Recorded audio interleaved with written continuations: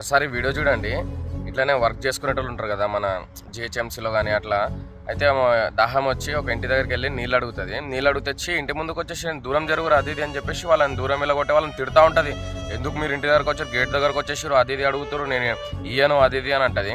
వాళ్ళు ఏముంది ఇంత కష్టపడతారు, నువ్వు వాళ్ళు పొద్దువాళ్ళు లేచినప్పటి నుంచి సాయంత్రం వరకు వాళ్ళు లేకపోతే నీ ఇల్లు క్లీన్ ఉండదు, నీ రోడ్ ఉడ్చేటోడు ఉండడు, నీ ఇంటి డ్రైనేజ్ కానీ అది ఇది. వాళ్ళని ఎందుకు చీప్ చూడడం చెప్పు. వాళ్ళు ఏమన్నా ఆస్తులు అంతస్తులు ఇంటి వచ్చి కూర్చొని తింటాం అది ఇది అన్నారా? జస్ట్ నీళ్ళు అడిగినందుకు ఎంత చీప్ బిహేవ్ చేసి వాళ్ళని అన్ని మాటలు అన్నదామా?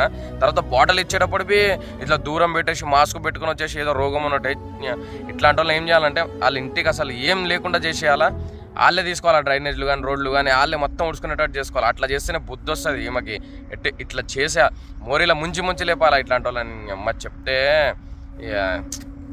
ఏం చేయాలో మీరే కామెంట్ చేయండి. ఇక ఇట్లాంటి వాళ్ళని అసలు ఇంత చీప్ బిహేవ్ చేస్తారు ఎవరైనా. వాళ్ళు మనుషులే, మీకోసమే పని చేస్తారు కదా, అది ఆలోచించకుండా మరి ఇంత దారుణంగా వాళ్ళని తిట్టడం అట్లాంటివి చేయడం కరెక్ట్ కాదు ఇది.